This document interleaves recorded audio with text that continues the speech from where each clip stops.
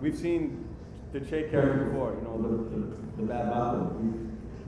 We've seen that character before, and what we wanted to do was give him a conflict, this character a conflict that you haven't seen. Usually when you see characters, you know, OG lowriders and whatnot, there's some kind of gang activity or, you know, again, like a drug deal. We want to give a conflict that go right to the heart of the man and really send him on an inward journey. So when we presented it to industry people, even some white gay men said, haven't been broke back on, this has been done before. So we're past this. And I think the underlying assumption is that because the mainstream culture has dealt with it on some level that everybody else has, and it's still quite a taboo subject in the Latino community.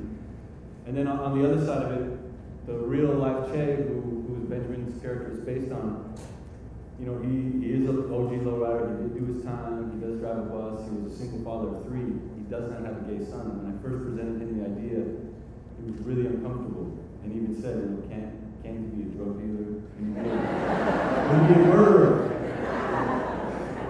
In other words, anything but that. And again, and that reinforced what we thought, that this really is probably one of the greatest conflicts that a really prideful, strong Chicano male could face.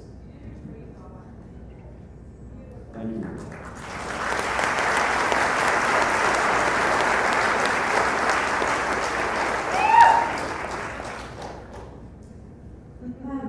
I just want to say you guys did a good job with the movie, and Benjamin, you're way gorgeous. More important.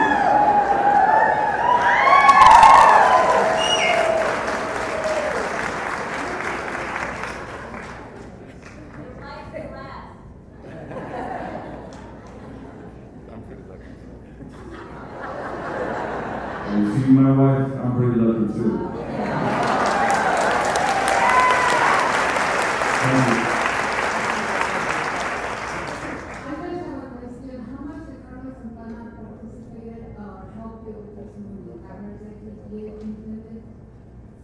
Carlos Santana, we met him after the film was finished, and we had the privilege and the honor of having a private screening for him up at the Skywalker Ranch, for him and about 50 friends and family. And most of you probably know this, but Carlos is from the Mission District. He went to James District High School, we went to high school, junior high school. And obviously we were quite interested to hear what he had to say about it. And in his own inimitable way, when it was over, after everyone else had a chance to share their opinion, he simply said, "It's a masterpiece." Yeah!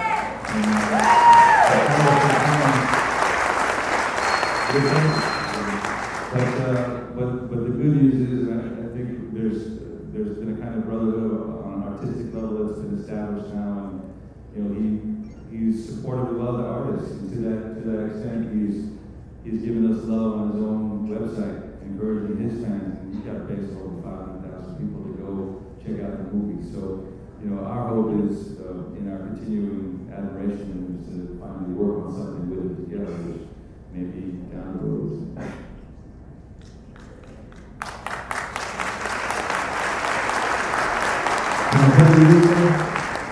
This is, I still get giddy kind of think about the story.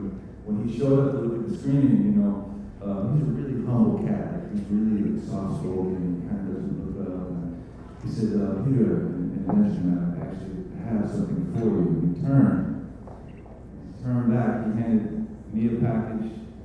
He turned back and handed my brother a package. They were 2 brand new Paul Reed Smith Abraxas edition Carlos Santana autographed electric guitars.